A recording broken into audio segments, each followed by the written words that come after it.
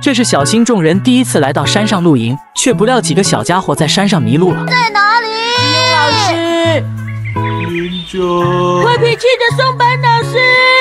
这天，幼稚园组织孩子们来到山上秋游，途中小新几人来到河边玩耍，但在回去的时候由小新带路，结果不出意外的在山上迷路了。你要负责，风间。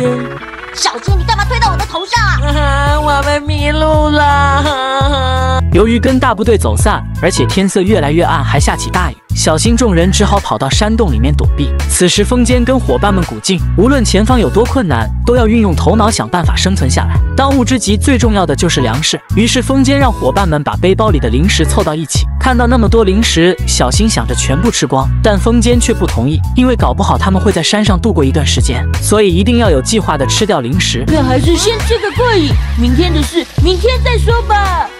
你向来就是这样生活的，对不对？随后由风间给众人分零食，但小新吃完后还想喝点果汁解渴，于是风间只好拿出果汁给小新，并告诉他只能喝一点。然而小新却嫌太少，结果两人在争执过程中，果汁全部都倒在了地上。我们要是饿死了，那都是你害的，小新。随着时间一点点流逝，风间提议大家早点睡觉保存体力，但小新却提议用石头来玩枕头大战。那不是变成在丢石头了吗？你想要死是不是？此时风间浑身无力地瘫软在地上，原来刚刚吃的太少，风间的肚子早已饿得咕咕叫。各位，我有点事情想跟你们商量。风间，你做事情还真是没计划。乖乖吃东西。时间很快来到深夜，风间在睡梦中梦到了妈妈，于是跑到妈妈的怀里寻求安慰，结果把睡在一旁的小新脸颊都给吸肿了。这一幕让阿呆和正南目瞪口呆。就这样到了第二天，小新的脸颊肿起一个大包。好，我们出发。随后众人在下山的途中遇到一座老旧的吊桥，看到这桥摇摇欲坠，众人都有些害怕。然而小新却直接跑到对面，眼看吊桥还算坚固，风间众人便蹑手蹑脚地往对面走去。然而走到一半的时候，小新却转过一旁的警示牌给风间看，连这几个字都不认识啊！上面写的是老旧围桥，请勿穿越。快点快点快点！等过完桥后，众人的肚子也饿得咕咕叫。此时阿呆发现有香菇，风间觉得这种菇类似乎没毒，应该可以放心食用，于是小新便开始生火烤香菇。很快几人便饱餐了一顿。此时老师们上山寻找小新，结果发现远处飘出很多烟雾。那么没有水准的烟，搞不好就是……为什么你一动就变成这么奇怪的形状呢？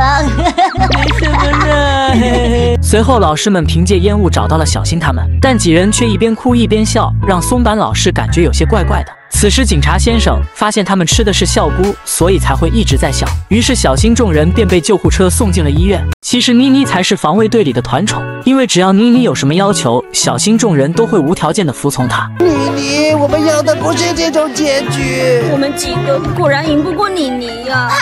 这天正南在院子里捡到了妮妮的扮家家酒剧本，于是连忙找到小新众人商讨对策。随后风间给伙伴们解读这次扮家家酒的故事。剧本讲述一个落魄的家庭被迫将女儿嫁给有钱人家，没想到女儿不仅受到坏婆婆的欺负，得不到丈夫的保护，就连家里的管家和小狗都看不起她。一想到又要演这样的故事，众人都不知如何是好。此时小新一把抢过剧本想要还给妮妮，但阿呆和正南连忙将他拦住。风间一下子就看出小新就是想把剧本还给妮妮，然后逃脱这次扮家家酒的演出。我看起来像是会做那种事的人吗？看起来就像。此时正南想起上次她被迫扮演没用的丈夫，在家里胡作非为，以至于好长一段时间她经常梦到这样的场景，让她晚上都睡不好觉。风间表示上次她演了一个坏儿子，最后因为入戏太深，就连回家都是凶神恶煞的眼神。小彻，你的眼神好可怕，发生了什么事吗？不止角色很沉重，妮妮的故事也常常没有得到救赎就结束了。美满的结局比较好。听到阿呆这么说，风间灵机一动，提议将这个剧本改成一个圆满的结局。等将剧本篡改之后，众人便将剧本还给了妮妮，并强烈要求妮妮赶紧玩扮家家酒。眼看伙伴们那么有兴致，妮妮便开始这次扮家家酒的游戏。一开始剧情的发展也按照妮妮所想的进行，却不料中途却画风突变，原本蛮不讲理的一家人突然变得特别友善。我是正南的母亲，是这个家的当家，能迎接像你这样的媳妇，我觉得好高兴。欢迎少奶奶。此时妮妮打开剧本才发现，上面的剧情都被风间众人给篡改了。随后几个小家伙手牵手继续演绎这个和谐的大家庭。本以为这次扮家家酒是个圆满结局，却不料妮妮不乐意了。从现在开始，我要自由发挥。我是卧底调查员，我叫鬼妻妮妮。你们经营的公司篡改了营收报表，对吧？这就是证据。没想到剧情一下子就反转了，妮妮突然变成一个卧底调查员，潜入家里，就是要把这家人篡改经营报表的罪行公诸于世。如果这种事被公开的话，我们家会完蛋的。于是为了讨好恶媳妇妮妮，风间婆婆只好化身清洁工打扫家里，正南也被迫当座椅给妮妮做牛做马，阿呆给妮妮按摩肩膀，而小新则要表演草裙舞逗妮妮开心。在妮妮的胁迫之下，小新众人只好无条件的配合妮妮。当这只卷毛的乌鸦出现的时候，我才发现，原来蜡笔小新中所有坏人的形象都是复刻园长的长相来的。那只乌鸦长得好像老道啊！竟然把我们园里的小朋友吓成这个样子，我不会饶过你的！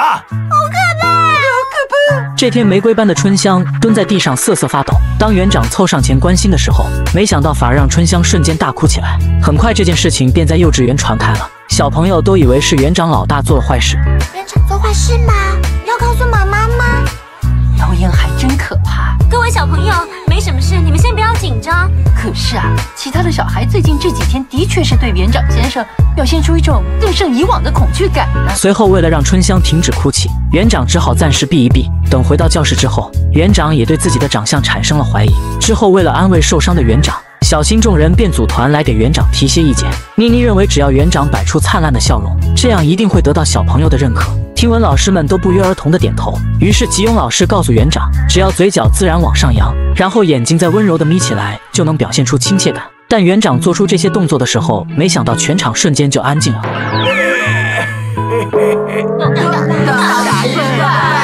之后，妮妮又想到了一个好主意，认为只要把园长打扮成兔子，这样小孩子就不会怕他了。于是，风间和阿呆帮园长做衣服，小新和正南帮园长选择合适的头套，而妮妮则负责帮园长化妆。孩子们这么热心，想要为我做些什么的时候，真不想泼他们冷水。可当园长扮上兔子的扮相之后，没想到比原来的样子还要恐怖，而且还被园长夫人狠狠教训了一顿。等到下课之后，园长便带着小新前往春香家，打算好好了解一下春香害怕他的原因。而就在这时，远处却传来春香的尖叫声。等到园长赶过去的时候，却看到春香被一只乌鸦挡住了去路。那只乌鸦长得好像老道。园长让春香来他的身边，但春香反而不敢过去。之后，春香这才说出事情缘由。原来他每次经过这条街道的时候，都被这只乌鸦挡住了去路，还被抢走了零食。而且由于这只乌鸦长得像园长，久而久之就让春香对园长产生了恐惧。听闻园长非常生气，于是决定跟乌鸦正面较量一番。我警告你，不准再欺负我们的学生春香！看到园长凶狠的面孔，乌鸦也被吓得直接飞走了。于是到了第二天，春香又恢复成原来开朗的模样，但这次却轮到小俊对园长产生了恐惧。妮妮告诉众人，这附近出现了一只跟园长长得一模一样的狗，才把小俊吓成这样。老大，我们去看看那只狗，走了，快去了。